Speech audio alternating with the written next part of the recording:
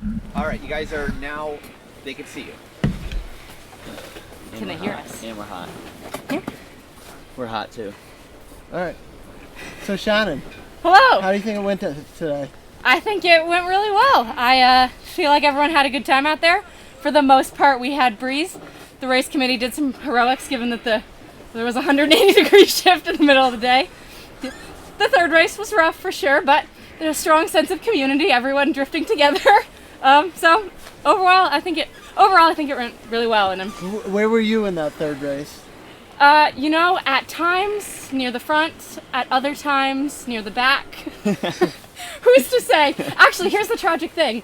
I don't even know if I finished because they moved the finish to the windward mark, correct? That's what happened? Yes. Yeah. If I finished, I was the last before the time limit expired. Like, it was simultaneous. It's all a lot of movement. So maybe I didn't finish. Yeah, I don't know off the cuff. I don't know off the cuff if you did, but I think you I had was some last really if I good did. finishes out there. So how are you feeling about those finishes? Good. I like it when I can't tell whether I should count from the front or the back. Where Awesome. I'm at. Yeah, so it was good. How do you think everyone else felt about the racing today? From what I heard, it seemed like a lot of people were having a good time. It was nice we got a lunch break, and everyone seemed a little frustrated that couldn't quite pin down the conditions, but I saw a lot of smiling faces. Everyone's definitely ready for some Were food. you happy with the wind speed after the wind delay? Yeah, I thought it was kind of great that we had all Ranges. all ranges, right? The morning It wasn't like a breeze, light person's game, yeah. and it wasn't a heavy person. You know what I Yeah, mean? It was like yeah. it was big gusts, and then there was kind of drifty and sort of You everything in You between. literally saw everything in one Yeah, day. picking the sides and all. There was something for everyone. There was. And also everyone's least favorite thing, probably. Yeah. How did that compare with what you were expecting today? I kind of went into it no expectations as far as being the event planner. The weather was one of the things that wasn't in my list of things I had to control for the weekend. So I just wanted there to be enough breeze for everyone to feel like we got some good races off. So and I you that think you happened. met your goals for today's sailing? Yeah. Strongly mid-fleet.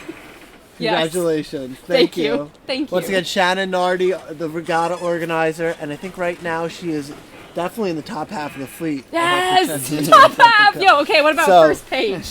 Trying to be on the first page. We can check for you real quick. 18. No way, are you serious? See? So No, how is does that fake? Are you compare? sure? Is How that does real? that compare with your goals for the day? I wanted to be in the 20s, and I kind of thought that was I felt weird saying it because it felt like a big reach, but 18! Congratulations. Nice. Wow! Wow. That's the best I've ever done at anything. Well, congratulations. Thank you for so sitting much. with us for a short interview. Thank you guys for doing all the work out there. It was great seeing the drone everywhere, and I know everyone was just excited to look back on, kind of relive the day through the drone, see what you guys caught, and hear what you said. So Great. thank you again. Awesome. Thank you.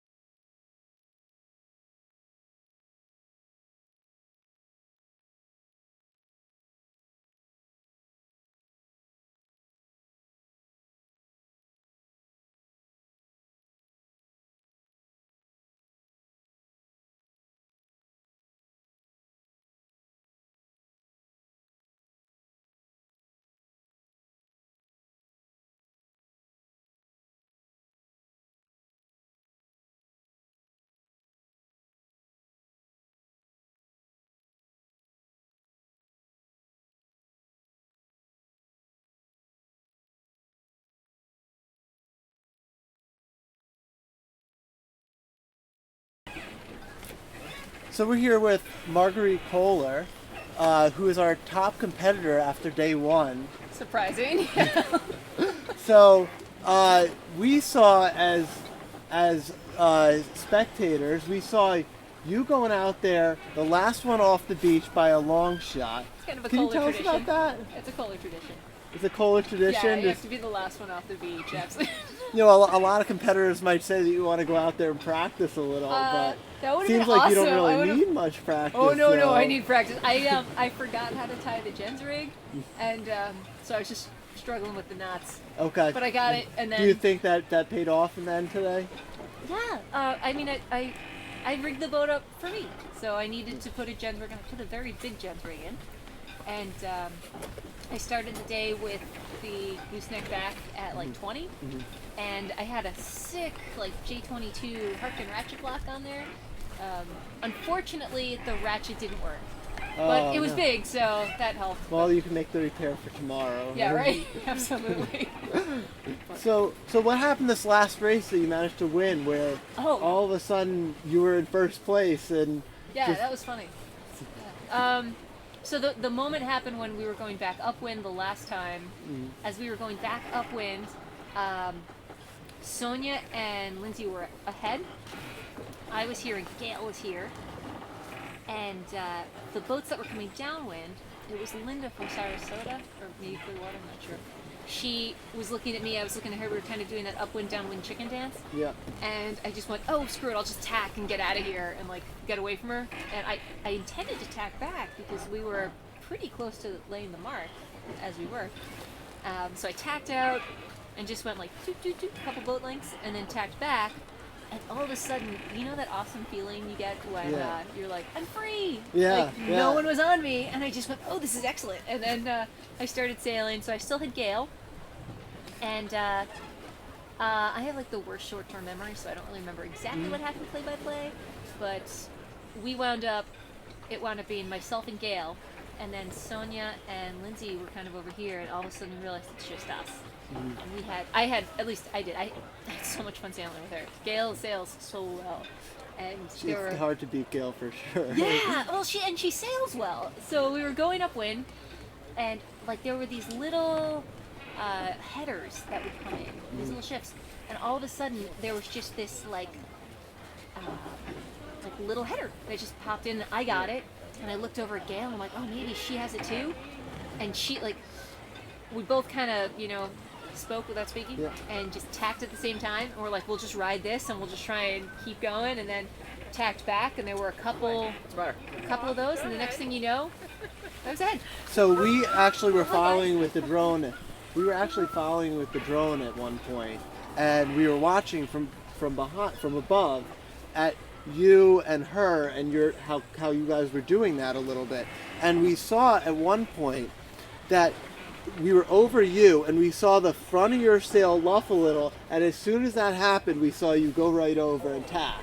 And then we panned out, and we saw Gail was also on that tack. Yeah. So we were wondering, was a little of that header that you were speaking of, or was it a little of fleet management and staying with Gail because we know that she sails so well? Yep. Or was it a combination of both? Or It was both. We both wanted to get. At that point, I hadn't cleared her, so I was still kind of. You know when you're kind of trapped by a boat. I was still kind of caught by Gale, so I was trying to, even when we were on the same tack and we had the breeze, I was trying to go as fast as I could to kind of just pull it away a little bit. And then once that happened, and I saw we just took it, and then as I tacked, we were able to kind of go, and then I was able to get across her. And then the game, then I was able to actually get into a spot where I could be in a controlling position. But before then, up until or at that tack, that was the moment where we were fighting. Yeah. Not fighting, but racing. As gentle ladies do. so the last 4 races you had, I think a 3-1, 3-1 or something like that. I don't remember. Do you remember what happened to your first 2 races? Oh, yeah. The first race I had, I got to the race on time. It was amazing. So very glad about That that. in itself was a feat. That was amazing. That was a victory right there. So I was feeling great. I started, I kind of felt like the boat was favored, so I went over by the boat, and I found a spot. And then as I went to go, the boat to leeward of me didn't want to go. So my sail like went across them. Oh And no. so I dual spin. So a couple spins actually. And so then I came back out, but I was now in port, so I just was like, well, just go this way. And then I just, I don't know, I just made the boat go fast. I just wanted the Nice. boat to move, so I just Do focused you remember how on you finished that race? that was the 7. And that race, yeah, I just tried to. I think I rounded the top mark around like 10, and I was able to pick off a couple boats downwind. Nice. Out of 7. Good. Well, congratulations. Thank you for giving us a little time with Yeah. with an interview. And thank you so much. This was such a fun day of sailing. Like It looked like everyone had smiles out there, Yeah. so Smiles for I'm miles. happy that everyone was able to get some good racing in and whatnot. So, thank you. Congratulations. Nice. Okay, I'm gonna take a shower.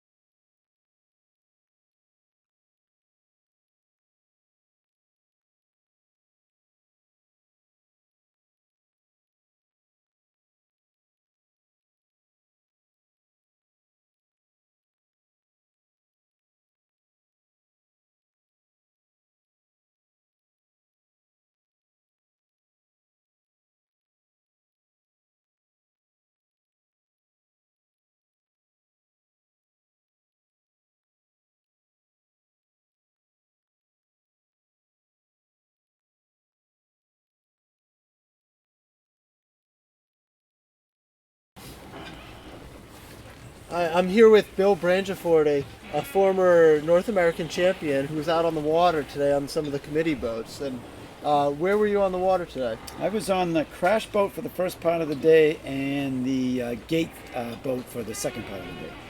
And what kind of patterns were you seeing out on the water? Well, it was kind of interesting to step back and watch what was going on. So the first few races in the northerly are what I call Category 3 conditions, which means it wasn't oscillating and it wasn't persistent. There was huge variations across the course, and it was really interesting to watch how the girls played it. Some played it really well. I was really impressed by Liza in that first race, playing it absolutely perfectly. Getting herself a nice lane, going fast, staying on the lifted tack until she got a nice big header tacked across the fleet. It was really pretty to watch. It was also interesting to watch how some people played it wrong. I guess it was easy to be sitting in a boat and judging people.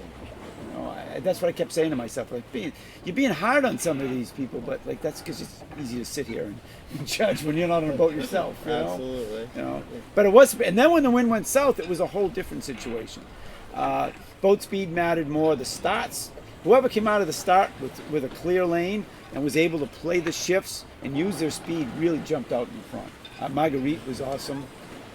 Lindsay had a great race. You know, although she lost a little in the last, but she had a nice start and really played the first leg and first downwind leg perfectly. And I think when I watched her round the gate, she rounded, extended a bit, and tacked immediately onto a big starboard tack lift. It's exactly what I would have done, and yet she lost there. Something funky happened in that. That was the race when Marguerite and Gail passed her? Yes, the last race, the very last race, I believe. That was disappointing because I thought that she was going to have that by a mile. Did you see anything out there in terms of tides? It was hard to see with the drone. We saw a tide line at one point when the wind was down a little bit, but it was hard to see if there was any of a little bit. I noticed the committee boat drifting back a little bit when the wind was light. It was kind of going the opposite way of the wind. I also saw a little bit on the gate marks. They seemed to be drifting back, but it didn't seem to be that strong. I don't think it was that strong, but I never checked it with a sponge. Right. So we saw in the forecast today, we saw the north switching to the east and dying out, which is, I think, what we saw earlier. How would you compare that to what the conditions they sailed in today? Well, first of all, I'm really amazed that Sailflow kind of nailed this forecast. They may have been a little light in the afternoon because it built up to maybe 10 or so in the afternoon. I think they were showing lighter than that. But it was pretty interesting. It started north, went east, and went south, just like Sailflow said. But it was also, whenever you see conditions like that, you really have to be on your toes. You really have to, it's not one of those days you can say, oh, I can just go out there and go fast and win. You really have to. And when you were stepping back, being in a boat, plus you got a little elevation standing up in the boat and watching the ships come in, it was really interesting to see how people played it. The biggest takeaway I get from the day was there were packs that would stay on the headed tack, even though they were headed 40 degrees.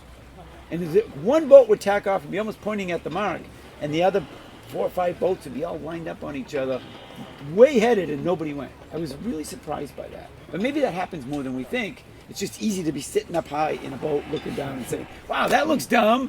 But maybe we're out there, it's not so easy to say, you know? Were there any other standout performances that you thought were worthy of mentioning? Like I said, I thought Liza's in that first race was beautifully done.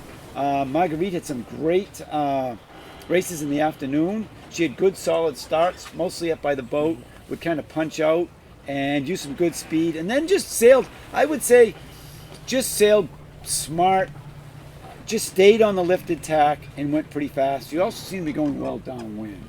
It was interesting to see how some of the people were going well downwind in those waves. There was some big differences. That was one of the, I know I preach this to everybody in New England all the time, but you have to learn how to sail downwind waves, even these small waves. Because there were people who were doing it well and making huge gains, and there were people who weren't. That's just something we need to, especially us from New England, we just need to do that. Well, if we come out to a venue like this, we might get some more practice. Yes, that's true, and tomorrow's supposed to be more breeze too, isn't it? Yes. Good. So, Look what forward are to you anticipating for tomorrow? I haven't seen anything since this morning. I saw stronger south, so like this, but more breeze. They get to try out those Gens rigs a little bit more, and maybe some bigger waves rolling in through the sound, so we get a chance to play some waves better. Perfect. You Well, know. thank you for your words, and You're very appreciate welcome. your help with this regatta. Guys, I'm glad to be here. Thanks so much. See ya. Thank you.